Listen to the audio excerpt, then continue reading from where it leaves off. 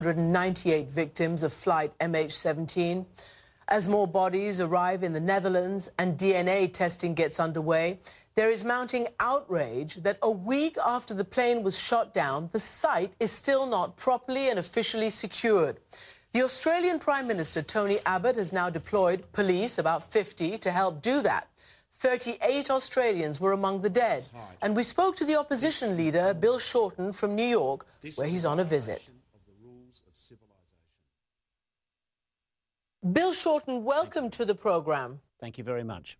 I have to ask you, of course, the tragedy of the shooting down of this plane. Australia lost more than 24 of its own citizens there.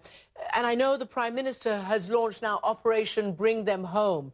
Are you confident that the remains will be repatriated in any quick fashion? This is a heartbreaking disaster for many Australian families. We're working very closely with other nations. We're grateful for the unanimous support of the United Nations Security Council calling for a free and transparent investigation.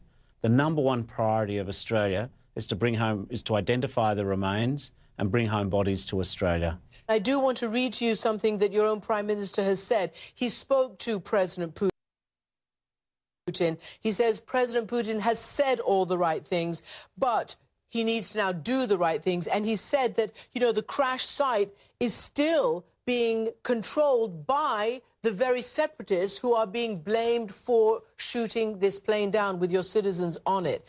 What is your opinion on what it's going to take to get President Putin to cooperate to the fullest? Well, the Prime Minister's right. On this matter, there is no internal political debate in Australia. We're united in our grief, and we're united to get to the bottom of what's happened. The UN Security Council resolution is important.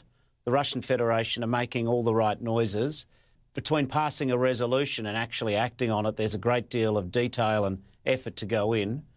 We think that it's important that the international community stands up and expresses its complete condemnation for the shooting down of an innocent civilian jetliner.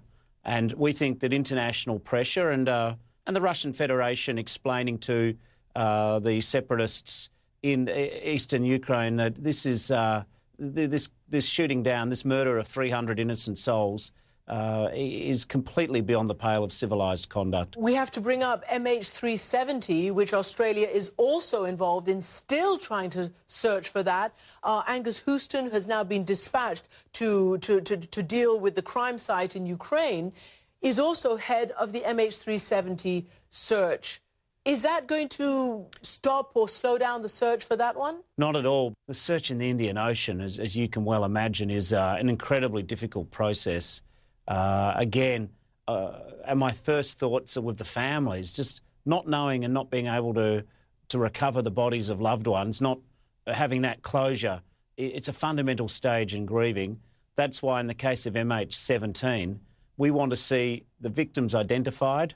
We want to see their bodies brought home, and then we need to have the investigation to bring people to account for this murderous act.